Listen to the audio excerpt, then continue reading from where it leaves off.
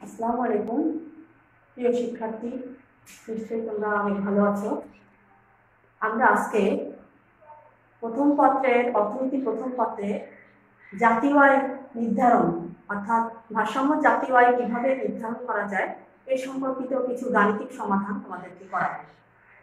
বোর্ডে খেয়াল করো, আমি গতদিন তোমাদের বলেছিলাম যে জাতীয় আয় সংক্রান্ত যাবতীয় অঙ্ক করতে গেলে জিএনপি বা জাতীয় আয় নির্ণয়ের বিভিন্ন সূত্র তোমাদের শিখতে হবে।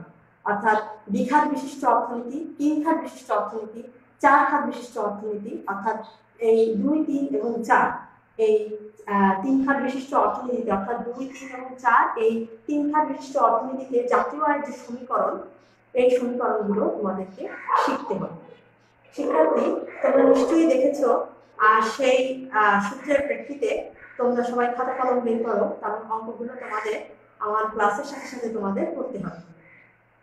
তোমরা খেয়াল করো, ভারসাম্য জাতীয় আয় কিভাবে নির্ণয় করতে হয় সেটা আমি বিভিন্ন টাইপের অঙ্ক তোমাদের করাবো। তার প্রথম একটা অঙ্ক আছে, সেখানে দেখো সিতে হচ্ছে সি মানে ভোগ ব্যয়, এটা হচ্ছে 1000। সিতে কনজাম্পশন মানে হচ্ছে ভোগ ব্যয়, যেটা মান দেওয়া আছে 1000। আইতে হচ্ছে বিনিয়োগ অর্থাৎ ইনভেস্টমেন্ট আছে 500। জিতে আছে সরকারি ব্যয় গভর্নমেন্ট এক্সপেন্ডিচার, এটা আছে 200। এরপরে এক্সএন হচ্ছে নিট রপ্তানি, এটাকে আমরা এক্সএন অথবা এক্স মাইনাস এম বলতে পারি। এক্স এ হচ্ছে এক্সপোর্ট আর এম হচ্ছে ইম্পোর্ট। এই এক্সপোর্ট এবং ইম্পোর্ট এই দুইটার ব্যবধান আছে 100 হলে প্রথম প্রশ্ন, মুক্ত বাজার অর্থনীতিতে বা মুক্ত অর্থনীতিতে সামগ্রিক চাহিদা কত? 2 নম্বর হচ্ছে বদ্ধ অর্থনীতিতে সামগ্রিক চাহিদা কত? মুক্ত অর্থনীতিতে সামগ্রিক চাহিদা কত এবং বদ্ধ অর্থনীতিতে সামগ্রিক চাহিদা কত? সবাই খেয়াল করো, প্রথমে তোমরা প্রশ্নটা খেয়াল করবে যে প্রশ্নে ভোগ ব্যয় আছে, বিনিয়োগ ব্যয় আছে, সরকারি ব্যয় আছে এবং নিট রপ্তানি আছে। অর্থাৎ এখানে আমাদের সকল ধরনের তথ্যই অঙ্কে দেওয়া আছে। এখানে আমরা প্রথমত মুক্ত অর্থনীতিতে সামগ্রিক চাহিদা কত এটা আমরা নির্ণয় করব। শিক্ষার্থীবৃন্দ খেয়াল করো, সি সমান সমান 1000, আই সমান সমান 500, জি সমান সমান 200, এক্সএন হচ্ছে 100 হলে মুক্তবাজার অর্থনীতিতে সামগ্রিক চাহিদা বা এডি মানে হচ্ছে অ্যাগ্রিগেট ডিমান্ড অর্থাৎ সামগ্রিক চাহিদা বা জাতীয় আয়, অথবা এটাকে ওয়াই দ্বারা চিহ্নিত করতে পারো অথবা জিএনপি দ্বারা চিহ্নিত করতে পারে, সবই একই হবে। অর্থাৎ অ্যাগ্রিগেট চাহিদা ওয়াই, জিএনপি, জিএনআই সবই একই অর্থ নির্দেশ করে। এক্ষেত্রে আমরা জানি যে চার খাত বিশিষ্ট অর্থনীতি বা মুক্ত অর্থনীতিতে সামগ্রিক যে চাহিদা অথবা জাতীয় আয়ের সূত্রটা হচ্ছে C plus I plus G plus X minus M. C plus I plus G plus X minus M. এখানে সি এর মান কত? 1000 বসালাম। আই মানে কত? 500 যোগ জি মানে কত? 200 আর এক্স এম এর মান হচ্ছে 100। অর্থাৎ মুক্তবাজার অর্থনীতি বলতে আমরা সাধারণত বুঝি যে অর্থনীতিতে আমদানি এবং রপ্তানি দুইটাই বিষয় থাকে এবং এখানে 2 বা ততোধিক দেশের সাথে আন্তর্জাতিক বাণিজ্য সংগঠিত হয়। তাহলে এই চার খাত বিশিষ্ট অর্থনীতিকে বলা হয় খোলা অর্থনীতি বা মুক্ত অর্থনীতি। এই মুক্ত অর্থনীতিতে জাতীয় আয়ের সমীকরণটা হবে C plus I plus G plus X minus M. তাহলে এখানে আমরা দেখতে পাই এই মানগুলো বসিয়ে আমাদের টোটাল যোগ হবে 1000 যোগ 500 যোগ 200 যোগ 100, তাহলে 1500 আর 2 1700 আর 1800। তাহলে এক্ষেত্রে সামগ্রিক চাহিদা অর্থাৎ মুক্তবাজার অর্থনীতিতে সামগ্রিক চাহিদা হবে হচ্ছে 1800। অর্থাৎ শিক্ষার্থীবৃন্দু তোমরা খেয়াল করো যে তোমাদের যদি এই সূত্রটা জানা থাকে যে চার খাত বিশিষ্ট অর্থনীতিতে সামগ্রিক চাহিদার সূত্র হচ্ছে C plus I plus G plus X minus M, তাহলে হচ্ছে সেক্ষেত্রে মানগুলো বসিয়ে আমরা টোটাল যোগ করে আমরা পাচ্ছি 1800। এই 1800ই হচ্ছে সামগ্রিক চাহিদা বা জাতীয় আয়, ন্যাশনাল ইনকাম। তাহলে প্রথম প্রশ্ন যে আমাদের ছিল যে মুক্তবাজার অর্থনীতিতে সামগ্রিক চাহিদা কত বা জাতীয় আয় কত, ঠিক এভাবেই নির্ধারণ করতে হবে। এরপরে আমি তোমাদের দেখাবো যে বদ্ধ অর্থনীতি আমি এর আগে বলেছি যে বদ্ধ অর্থনীতি বলতে ওই অর্থনীতিকে বুঝে থাকি যেখানে সাধারণত আমদানি এবং রপ্তানির বিষয় থাকে না, সেখানে শুধুমাত্র সি প্লাস আই প্লাস জি থাকে, অর্থাৎ ভোগ ব্যয়, বিনিয়োগ ব্যয় এবং সরকারি ব্যয়। সেখানে এক্সপোর্ট এবং ইম্পোর্টের বিষয় কোনো কিছুই থাকে না। সেক্ষেত্রে সূত্রটা হবে সি প্লাস আই প্লাস জি। তাহলে সেক্ষেত্রে আমরা এক্সএন এর যে মানটা আছে এটা আমরা এখানে লিখবো না, যেহেতু আমাদের 3 খাত বিশিষ্ট অর্থনীতিতে এক্স এবং এন এর কোনো বসানোর কোনো জায়গা নাই। সূত্রে আমাদের আমদানি এবং রপ্তানির বিষয় আসবে না, শুধুমাত্র আসবে সি প্লাস আই প্লাস জি।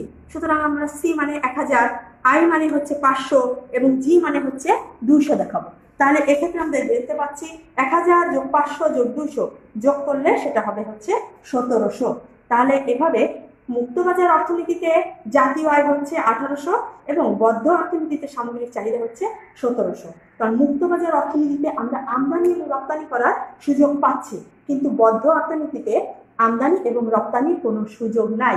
সে কারণে মুক্তবাজার অর্থনীতির চেয়ে বদ্ধ অর্থনীতিতে জাতীয় আয়ের পরিমাণ কম। প্রিয় শিক্ষার্থী, এবার তোমরা আরেকটা অঙ্ক দেখো। সেই অঙ্কটা জাতীয় আয়ের এখানে একটা মডেল দেওয়া আছে। সেই মডেলটা হচ্ছে ওয়াই সমান সমান সি প্লাস আই প্লাস জি, অর্থাৎ এটা একটা 3 খাত বিশিষ্ট অর্থনীতির মডেল। এখানে সি অর্থাৎ ভোগ যে অপেক্ষক একটা আলাদা দেওয়া আছে। সি সমান সমান 50 প্লাস 0.8 ওয়াই, আইতে হচ্ছে 30, জিতে হচ্ছে 70 হলে জাতীয় আয় কত?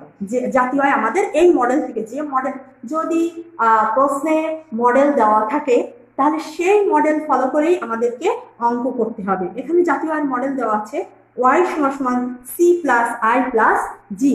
তাহলে এক্ষেত্রে আমরা দেখতে পাচ্ছি যে এখানে সি সমান সমান 50 প্লাস 0.8 ওয়াই, এটা একটা ভোগ অপেক্ষক বলতে আমরা সাধারণত বুঝি, ভোগ অপেক্ষক বলতে বুঝি যে আয় এবং ভোগের ভিতরে যে নির্ভরশীলতার সম্পর্ক, এটাকে যখন গাণিতিক আকারে প্রকাশ করা হচ্ছে তখনই তাকে ভোগ অপেক্ষক বলা হচ্ছে। আয়তে হচ্ছে ইনভেস্টমেন্ট 30 আর জিতে হচ্ছে সরকারি ব্যয়, অর্থাৎ জনগণ আমাদের কল্যাণের উদ্দেশ্যে যে ব্যয়টা করে থাকে সেটাই হচ্ছে সরকারি ব্যয়। তাহলে এখানে সরকারি ব্যয় আছে 70। তাহলে এক্ষেত্রে আমরা ওই মডেলে, অর্থাৎ এই 3 খাত বিশিষ্ট অর্থনীতির মডেলে আমরা এখানে মানগুলো তুলব। প্রথমে দিতে হবে যে প্রদত্ত প্রশ্নে দেওয়া আছে জাতীয় আয়ের মডেল ওয়াই সমান সমান সি প্লাস আই প্লাস জি বসিয়ে এবার ভোগের যে অপেক্ষক সেই ভোগ অপেক্ষকটা আমরা এখানে বসাবো। সিতে হচ্ছে 50 প্লাস 0.8 ওয়াই প্লাস আই হচ্ছে আমাদের দেওয়া আছে 30 প্লাস জিতে হচ্ছে 70। আমরা বসানোর পরে এই 50, 30 এবং 70 যোগ করলে হয় 150, আর এখানে 0.8 ওয়াই দেওয়া আছে, সেই 0.8 ওয়াই মতো বসালাম। বা এই পাশে কিন্তু জাতীয় আয়ের যে সূত্র, সেই সূত্রে একটা ওয়াই আছে, ওয়াই সমান সমান এটা আমরা জানি যে ওয়াই সমান সমান সি প্লাস আই প্লাস জি। তাহলে ওয়াই এটা একটা পূর্ণ মান 1, সেই ওয়াই এই পাশে যখন আমরা সাইড চেঞ্জ করব 0.8 ওয়াই তখন এটা প্লাস আছে ইকুয়ালের এ পাশে, এটা এই পাশে আসলে মাইনাস হয়ে যাবে। তাহলে ওয়াই মাইনাস 0.8 ওয়াই সমান সমান 150। এখন ওয়াই একটা পূর্ণ সংখ্যা, 1 থেকে 0.8 বিয়োগ করলে পাওয়া যাবে হচ্ছে 0.2 ওয়াই সমান সমান 150। তাহলে এখানে 0.2 ওয়াই এটা গুণ আকারে আছে, যখন আমরা সাইড চেঞ্জ করব তখন এটা ভাগ আকারে চলে যাবে, তখন 150কে এই 0.2 দ্বারা হচ্ছে ভাগ করতে হবে, 150কে 0.2 দ্বারা ভাগ করতে হবে, করলে এক্ষেত্রে ওয়াই সমান সমান 750। এটাই হচ্ছে ভারসাম্য জাতীয় আয়।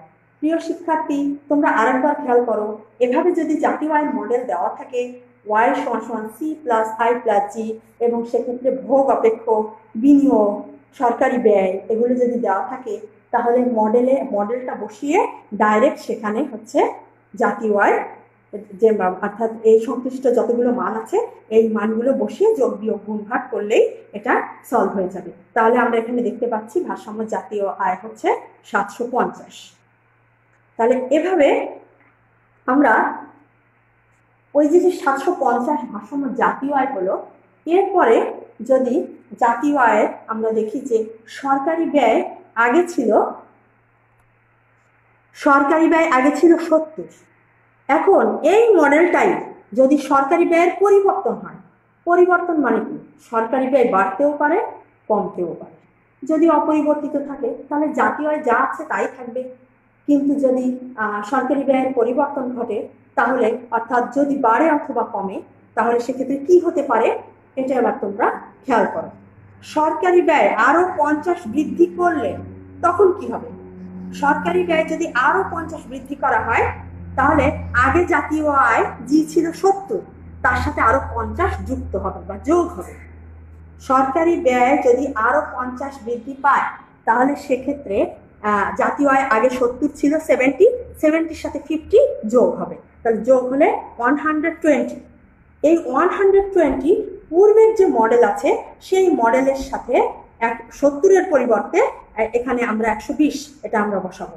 তাহলে সেক্ষেত্রে y = 50 + 0.8y, এটাকে ভোগ অপেক্ষ, প্লাস 30 হচ্ছে বিনিয়োগ, আর সরকারি ব্যয় 70-এর পরিবর্তে 120। এবার বসিয়ে আমরা এখানে 0.8y মতো রাখলাম, আর 50, 30 আর 120 যোগ করলে হয় 200। এখানে এই পাশে একটা y পূর্ণ সংখ্যা আছে y, তাহলে 0.8y কে যখন সাইড চেঞ্জ করব তখন মাইনাস হয়ে যাচ্ছে y - 0.8y = 200, বা 0.2y = 200, বা y = 200। এই 0.2 এখানে গুণ আকারে আছে, যখন সাইড চেঞ্জ করব তখন এটা ভাগ আকারে চলে যাবে, এবং এই 200 কে 0.2 দ্বারা ভাগ করলে হবে y = 1000। তাহলে এভাবে আমরা দেখতে পাই যে, অর্থাৎ সরকারি ব্যয় আগে ছিল 750, যখনই সরকারি ব্যয়ের পরিমাণ আরো 50 বাড়িয়ে দেওয়া হলো তখন জাতীয় আয় বৃদ্ধি পেয়ে আগে ছিল 750 জাতীয় আয়, এখন হচ্ছে y = 1000, অর্থাৎ জাতীয় আয় পূর্বের তুলনায় বেড়ে গেছে। অর্থাৎ আমরা বলতে পারি যে সরকারি ব্যয় বৃদ্ধি করলে ভারসাম্য জাতীয় আয় আরো বৃদ্ধি পায়। বিষয়টা আমি আরেকবার বলছি, তোমাদের ভারসাম্য জাতীয় আয় হয়েছিল পূর্বে 750, এই 750 বাড়তে পারে। কি কারণে বাড়তে পারে? যে অন্যান্য অবস্থায় স্থির থাকলো, কিন্তু সরকার জনগণের কল্যাণের উদ্দেশ্যে সরকারি ব্যয় বাড়িয়ে দিল। যদি সরকারি ব্যয় বাড়িয়ে দেয়, অর্থাৎ সরকার পরিবর্তন করতে পারে, কখনো সরকার তার খরচ কমিয়ে আনে, আবার কখনো বাড়িয়ে দেয়। যদি সরকার পূর্বের তুলনায় সরকারি ব্যয় বাড়িয়ে দেয়, অর্থাৎ এখানে বলা হচ্ছে যে সরকারি ব্যয় আরো 50 বৃদ্ধি করলে সেক্ষেত্রে জি কি হবে আগে সেটা বের করে নিতে হবে। জি = 70 + 50, তাহলে 120। এখন পূর্বের যে মডেল আছে y = c + i + g, ওই মডেলে এখন আমাদের পূর্বের মানগুলো সহকারে নতুন যে সরকারি ব্যয় এটা আমাদের বসাতে হবে। বসালে এখানে আমরা পাচ্ছি 0.8y প্লাস, এটা যোগ করলে পাওয়া যাচ্ছে 200, বা y মাইনাস, এটাকে যখন সাইড চেঞ্জ করছি পূর্ণ সংখ্যার সাথে 0.8y বিয়োগ করলে হবে 0.2y = 200, বা y = 200/0.2, এটাকে ভাগ করলে পাওয়া যাবে y = 1000। অর্থাৎ পূর্বে হয়েছিল ভারসাম্য জাতীয় আয় 750, আর এখন হচ্ছে 1000। অর্থাৎ পূর্বের তুলনায় জাতীয় আয় সরকারি ব্যয় বৃদ্ধির কারণে এই আয়ের পরিমাণ বেড়ে গেছে, প্রিয় শিক্ষার্থী, এভাবে জাতীয় আয় আমরা যদি দেখি যে পূর্বে এক অবস্থা ছিল, সরকার কোনো কারণে কল্যাণমূলক খাতে ব্যয় বৃদ্ধি করার কারণে জনগণের কল্যাণের উদ্দেশ্যে সরকার ব্যয় বৃদ্ধি করতেই পারে, আর যখন করবে তখন জাতীয় আয়ের পরিমাণও বেড়ে যাবে।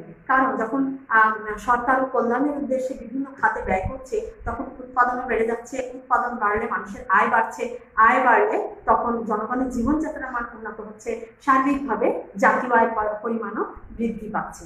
তাহলে সরকার তার সরকারি ব্যয় পরিবর্তনের মাধ্যমে জাতীয় আয় পরিবর্তন করতে পারে।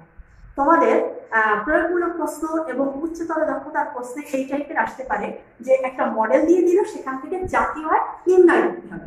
এটা তোমাদের গ প্রশ্নে আসে, অর্থাৎ প্রয়োগমূলক প্রশ্নে এই ধরনের অঙ্ক আসে, এবং ঘতে আসে যে সরকার যদি সরকারি ব্যয় বা জি এর পরিমাণ বৃদ্ধি করে তাহলে ভারসাম্য আয়ের উপর কি ধরনের প্রভাব পড়বে। তাহলে সেক্ষেত্রে তোমাদের লিখতে হবে অঙ্কটা পুনরায় করে, অর্থাৎ আগে 750 হয়েছিল, এখন হচ্ছে 1000। তাহলে তোমরা শেষে লিখবা যে যদি সরকার অন্যান্য অবস্থায় স্থির রেখে শুধুমাত্র সরকারি ব্যয়ের পরিমাণ বাড়ায় তাহলে জাতীয় আয়ের পরিমাণও বৃদ্ধি পাবে। পূর্বে ছিল 750, বর্তমানে হয়েছে 1000। সুতরাং জাতীয় আয়ের বৃদ্ধি 1000 - 750, তাহলে 250। 250 বৃদ্ধি পেয়েছে। তাহলে এভাবে ভারসাম্য জাতীয় আয়ের উপর সরকারি ব্যয়ের প্রভাব, সরকারি ব্যয় বৃদ্ধির প্রভাব, এভাবে তোমরা 4 নাম্বার বা উচ্চতর দক্ষতার প্রশ্নে তোমরা এভাবে অ্যান্সার করবে। এরপরে আমি দেখাবো জাতীয় আয়ের একটা মডেল দেওয়া আছে, সেখান থেকে সরকারি ব্যয় হ্রাস করা হলে জাতীয় আয় কিরূপ পরিবর্তন হবে সেটা আমি দেখাবো। দেওয়া আছে C = 100 plus 0.75y, I = 100, G = 150, G = 150। ভারসাম্য জাতীয় আয়ের মডেল দেওয়া আছে y = C plus I plus G, y = C plus I plus G। আর এখানে আমরা যে ভোগ অপেক্ষক দেওয়া আছে 100 প্লাস অর্থাৎ 100 প্লাস 0.75y, I = 100, G = 150। তাহলে এক্ষেত্রে জাতীয় আয়ের মডেল হচ্ছে y = C plus I plus G। এখানে আমরা C এর জায়গা বসালাম 100 প্লাস 0.75y প্লাস I এর জায়গা হচ্ছে 100 আর G এর জায়গা হচ্ছে 150।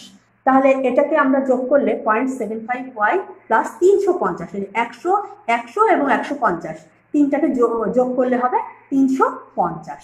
এখানে পূর্ণ একটা 1 আছে, মানে y আছে যার মান 1, তাহলে y মাইনাস 0.75y, এটাকে যখন সাইড চেঞ্জ করছি তখন এটা হয়ে যাচ্ছে, তখন এটা এপাশে যখন আসছে তখন চিহ্নটা মাইনাস হয়ে যাবে, y মাইনাস 0.75y = 350। এটাকে বিয়োগ করলে 1 থেকে 0.75 বিয়োগ করলে 0.25y = 350। এই 350-কে 0.25 দ্বারা ভাগ করলে অর্থাৎ সাইড চেঞ্জ করলে এটা ভাগ হয়ে যাবে, ভাগ হয়ে গেলে y = 1400 হয়। তাহলে সরকারি ব্যয় এখানে এটাই হচ্ছে, y মানে হচ্ছে ভারসাম্য জাতীয় আয়, এটা আমাদের ভারসাম্য জাতীয় আয়। তাহলে সরকারি ব্যয় যদি 50 টাকা আগে আমি বৃদ্ধি করেছিলাম, এবার যদি এই অঙ্কে আমি সরকারি ব্যয় 50 টাকা হ্রাস করি, তাহলে আমাদেরকে দেখতে হবে এই 1400 টাকা থেকে বাড়ে নাকি কমে। তাহলে যে পরিবর্তন হবে সেই পরিবর্তনই আমাদেরকে লিখতে হবে। তাহলে সরকারি ব্যয় 50 টাকা হ্রাস করা হলে কি হবে ছাত্রছাত্রী খেয়াল করো, জি আগে ছিল কত 150, তাহলে 150 থেকে হ্রাস করতে হবে কত 50, এই 50 হ্রাস করতে হবে 150 থেকে, তাহলে হ্রাস করলে এটা হবে 100। তাহলে এইটা যদি হয় তাহলে নতুন করে আবার এই মডেলে C plus I plus G এই মডেলে মানটা পুট করতে হবে। এই মডেলে যদি আমরা বসাই সেক্ষেত্রে জাতীয় আয়টা কিরূপ হবে খেয়াল করো, 100 প্লাস 0.75y অর্থাৎ C এর কোনো পরিবর্তন হবে না, যা ছিল সেটাই আছে। I তে হচ্ছে 100 এবং G তে হচ্ছে 150 ছিল, এটাকে বিয়োগ করে আমরা এখন পেলাম 100। তাহলে এখন আর 150 দেওয়া যাবে না, এখানে শুধুমাত্র 100 দিতে হবে। তাহলে এক্ষেত্রে আমরা দেখতে পাচ্ছি যে যোগ বিয়োগ করলে 0.75y প্লাস 300, এই 100 এবং 100 তিনটা যোগ করলে 300। তাহলে এক্ষেত্রে y একটা পূর্ণ মান আছে, এখানে y মাইনাস 0.75y = 300। আর এক্ষেত্রে বিয়োগ করলে আমরা দেখতে পাচ্ছি, বিয়োগ করে ভাগ করলে এখানে আসবে হচ্ছে 1200, অর্থাৎ জাতীয় আয় হবে 1200। আগে জাতীয় আয় হয়েছিল 1400, এখন সরকারি ব্যয় হ্রাস করে দেওয়ার কারণে জাতীয় আয় হচ্ছে 1200, অর্থাৎ পূর্বের তুলনায় জাতীয় আয় হ্রাস পেয়েছে। ছাত্রছাত্রী প্রথমে তোমরা যে মডেল দেওয়া থাকবে, যে মান দেওয়া থাকবে সেই প্রেক্ষিতে স্বাভাবিকভাবে জাতীয় আয় নির্ধারণ করে নেবে। এইবার যদি হচ্ছে সরকারি ব্যয় 50 টাকা হ্রাস করা হয় তাহলে জাতীয় আয় কত হবে সেটা বের করে নিতে হবে। আগে ছিল 150, এখন 50 বিয়োগ করলে 100, তখন পূর্বের এই মডেলে আবার হ্রাসকৃত জাতীয় আয় দ্বারা মানগুলো এখানে পুট করতে হবে। করে এবার সলভ করলে দেখা যাচ্ছে যে জাতীয় আয় পূর্বের তুলনায় কমে গেছে, অর্থাৎ জাতীয় আয় পূর্বের তুলনায় হ্রাস পেয়ে হয়েছে 1200। তাহলে এভাবে আমরা দেখতে পাই যে সরকারি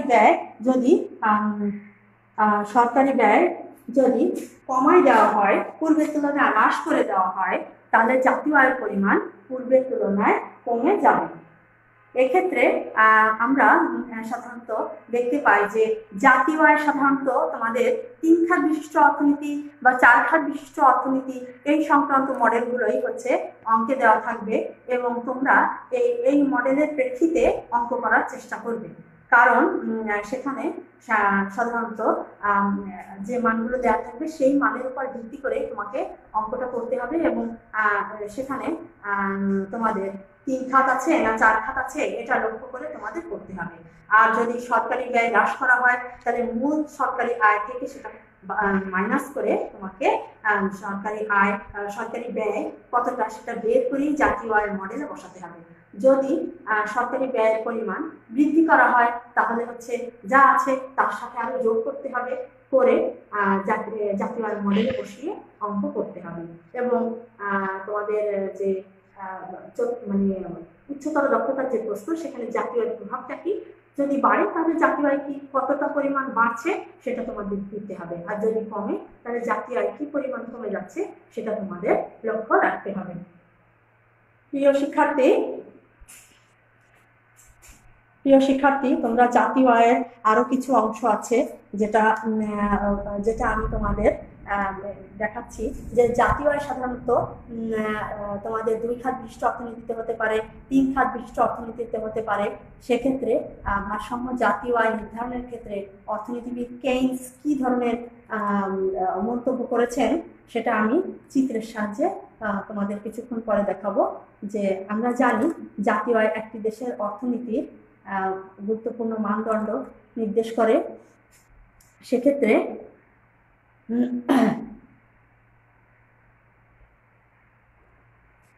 সামগ্রিক জাতীয় আয় নির্ধারণের ক্ষেত্রে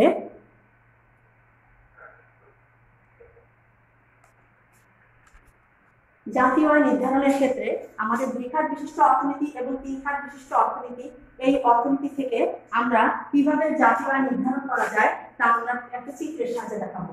আমরা জানি যে জাতীয় আয় 3 খাত বিশিষ্ট অর্থনীতিকে বলা হয় বদ্ধ অর্থনীতি, আর 4 খাত বিশিষ্ট অর্থনীতিকে বলা হয় মুক্ত বাজার অর্থনীতি। তা আমরা 2 খাত বিশিষ্ট অর্থনীতি, 3 খাত বিশিষ্ট অর্থনীতি, আমি একটা সমীকরণ আগে দিই।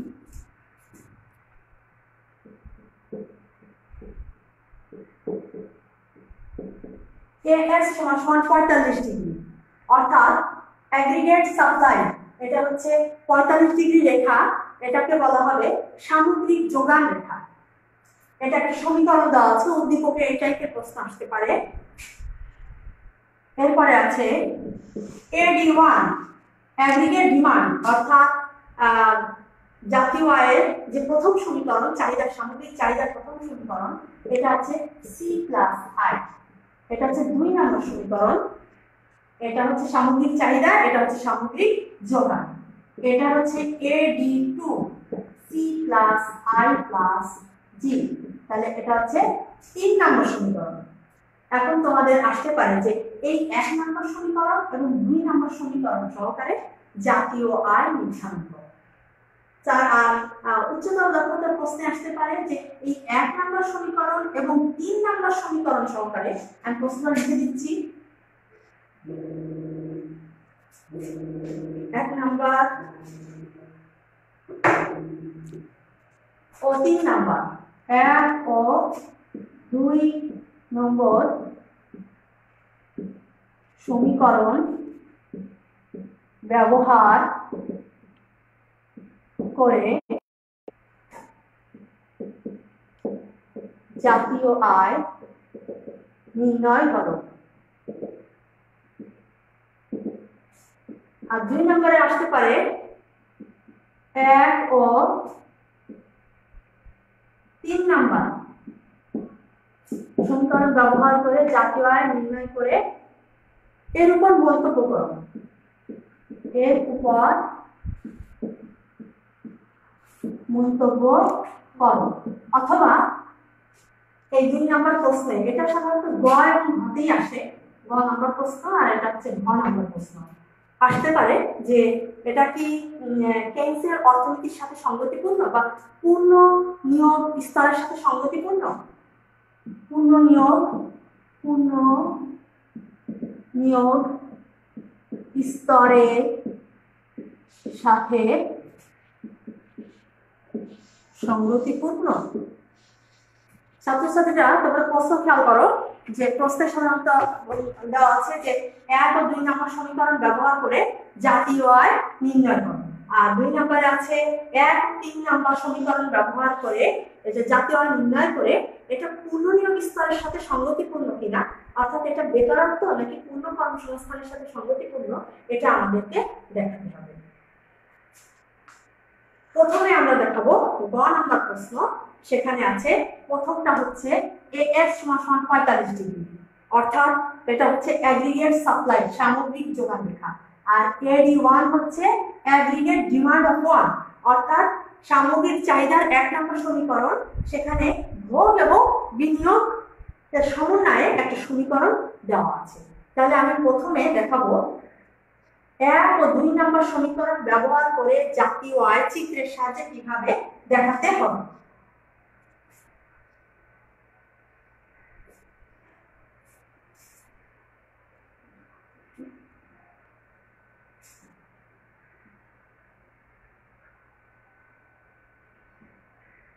ভূমি অক্ষে y এবং লম্ব অক্ষে দেখাবো c ভোগ ব্যয়, AD AS এগুলা ভোগ, সামগ্রিক চাহিদা অ্যাগ্রিগেট ডিমান্ড, সামগ্রিক যোগান অ্যাগ্রিগেট সাপ্লাই। তাহলে প্রথমটা হচ্ছে 45 ডিগ্রি রেখা। 45 ডিগ্রি রেখা আয় আর ভোগ ব্যয় দুইটা পরস্পর সমান হবে। 45 ডিগ্রি সমান AS, এটা হচ্ছে সামগ্রিক যোগান রেখা। এই সামগ্রিক যোগান রেখার আয় এবং ভোগ ব্যয় দুইটা পরস্পর সমান, কিন্তু সঞ্চয়ের পরিমাণ এখানে থাকে 0। সঞ্চয়ের পরিমাণ এখানে থাকে 0। এক্ষেত্রে আমরা জানি ভোগ রেখাটা হচ্ছে C, ভোগ রেখা C। এখানে আমরা দেখাচ্ছি যে সাধারণত এটা জাতীয় আয়ের সমীকরণ নির্দেশ করবে। এখানে AD, এটা হচ্ছে AD1 সমান C, শুধু ভোগ নির্দেশ করছে, অর্থাৎ এটা 1 নম্বর সমীকরণ। এখানে 45 ডিগ্রি রেখা 1 নম্বর সমীকরণ হচ্ছে 45 ডিগ্রি সমান AS। তা আমরা প্রথমত হচ্ছে ভোগ করি, সেটাই আমি দেখাচ্ছি যে এখানে AD হচ্ছে C দ্বারা নির্দেশ করছে যে আমরা এখানে শুধুমাত্র ভোগ করছি, আর এখানে একটা বিন্দু দেখাচ্ছি, এই বিন্দুতে জাতীয় আয়ের পরিমাণ OY1, এবং এক্ষেত্রে আমরা ভোগের পরিমাণ অর্থাৎ মানুষের আয় বাড়ার সাথে সাথে ভোগের পরিমাণ বাড়ে। তবে মানুষ কিন্তু যদি আয়ের পরিমাণ 0 হয় তাহলে সে ঋণ করে হলেও ভোগের পরিমাণ চালিয়ে যাবে। সেক্ষেত্রে দেখাচ্ছে যে এখানে আয় এবং ভোগ ব্যয় দুইটা পরস্পর সমান এবং এখানে সঞ্চয়ের পরিমাণ 0। কিন্তু যদি দ্বিঘাত বিশিষ্ট অর্থনীতি হয় সেখানে ভোগের সাথে বিনিয়োগও যুক্ত হবে। সেক্ষেত্রে সামগ্রিক চাহিদা রেখাটা হবে AD1, যেটাকে আমি এই যে এখানে দেখিয়েছি AD1 সমান C + I, সেটা আমি এখানে দেখাবো C + I, অর্থাৎ এখানে বিনিয়োগের পরিমাণ যুক্ত হয়ে এখানে জাতীয় আয়ের পরিমাণ বাড়িয়ে দিয়েছে। আগে জাতীয় আয়ের পরিমাণ ছিল OY1, এখন জাতীয় আয়ের পরিমাণ বৃদ্ধি পেয়ে হচ্ছে OY2, অর্থাৎ Y1 Y2 পরিমাণ বাড়িয়ে দিয়েছে। এখন এভাবে আমরা A থেকে B তে গেলে জাতীয় আয়ের পরিমাণ পূর্বের তুলনায় বেড়ে যাচ্ছে, যেটা এই 1 এবং 2 নম্বর সমীকরণ সহকারে চিত্রটা ঠিক এভাবে হবে। ভারসাম্য জাতীয় আয়ের পরিমাণ হবে OY2, অর্থাৎ শুধু ভোগ নয়, বিনিয়োগ যদি তার সাথে করা হয় বা বিনিয়োগ ব্যয়ের পরিমাণ যদি থাকে তাহলে সেক্ষেত্রে জাতীয় আয়ের পরিমাণ OY1 থেকে OY2, অর্থাৎ পূর্বের তুলনায় জাতীয় আয়ের পরিমাণ বৃদ্ধি পাবে। এখন এটা হয়ে গেল আমাদের গতিপূর্ণ কিনা সেটা আমাদের দেখাতে হবে। তাহলে AD2 তে আছে C + I + G, অর্থাৎ সরকারি ব্যয় এখানে যুক্ত আছে। তাহলে ঘতে সেম এই চিত্রটা আবার তোমাদের আঁকতে হবে। এখানে আরেকটা AD2, অর্থাৎ সামগ্রিক চাহিদার যে দ্বিতীয় সামগ্রিক চাহিদা অ্যাগ্রিগেট ডিমান্ড অফ 2, এটা হচ্ছে C + I + G, এটা দেখাতে হবে। এক্ষেত্রে খেয়াল করো পূর্বের তুলনায় জাতীয় আয়ের পরিমাণ বেড়ে যাচ্ছে কিনা। আগে যখন আমরা দ্বিঘাত বিশিষ্ট তখন জাতীয় আয় ছিল OY2, কিন্তু যখন আবদ্ধ অর্থনীতি বা 3 খাত বিশিষ্ট অর্থনীতিতে যাচ্ছি তখন জাতীয় আয়ের পরিমাণ পূর্বের তুলনায় বেড়ে গিয়ে হচ্ছে OY3। অর্থাৎ এক্ষেত্রে আয়ের পরিমাণ বেড়ে যাচ্ছে, দেশে উৎপাদনের পরিমাণ বাড়বে, কর্মসংস্থানের সুযোগ সৃষ্টি হবে এবং এক্ষেত্রে বেকারত্বের পরিমাণ পূর্বের তুলনায় কমে যাবে এবং কর্মসংস্থানের সুযোগ সৃষ্টি হবে। কেইন্স এই স্তরের অর্থনীতিকে বলছেন যে এটা পূর্ণনীয় বিস্তারের সাথে সঙ্গতিপূর্ণ, কিন্তু যদি দ্বিঘাত বিশিষ্ট হয় তাহলে সেটা কিন্তু পূর্ণনীয় বিস্তারের সাথে সঙ্গতিপূর্ণ হবে না, কারণ সেখানে বেকারত্ব বিদ্যমান থাকবে। তাহলে এই অবস্থায় যে সি বিন্দুতে যে ভারসাম্য, এই ভারসাম্যটাই হচ্ছে পূর্ণনীয় বিস্তারের ভারসাম্য, কারণ পূর্বে OY2 স্তরে যেখানে ভারসাম্য অর্জিত হচ্ছিল সেখানে OY3 স্তরে জাতীয় আয় নির্ধারিত হচ্ছে, অর্থাৎ পূর্বের তুলনায় Y2 Y3 পরিমাণ জাতীয় আয় একটি দেশে বেশি নির্ধারিত হচ্ছে। তাহলে প্রিয় শিক্ষার্থীবৃন্দ, তোমরা এই যে অংশগুলো আমি দেখালাম যে 2 খাত এবং 3 খাত বিশিষ্ট অর্থনীতিতে কিভাবে পূর্ণনীয় বিস্তার বা অপূর্ণনীয় বিস্তারের সাথে সঙ্গতিপূর্ণ, এটা তোমরা কিভাবে ব্যাখ্যা করবে সেটা দেখালাম, এবং তোমাদের জাতীয় আয়ের কিছু অঙ্ক আমি দেখালাম। এগুলো তোমরা প্র্যাকটিস করবে। আমি পরবর্তীতে তোমাদের জাতীয় আয় সংক্রান্ত অর্থাৎ ভোগ অপেক্ষক, ভোগ রেখা কিভাবে অঙ্কন করতে হয় এবং তার সাথে টুকটাক যে প্রশ্নগুলো এই চ্যাপ্টারে আছে সেটা আমি সামনে দিন তোমাদের দেখাবো। অনেক ধন্যবাদ। তোমরা এগুলো বাড়িতে পড়াশোনা করবে। সবাই সুস্থ থাকো, ভালো থাকো, সবাই দোয়া করো। আল্লাহ হাফেজ।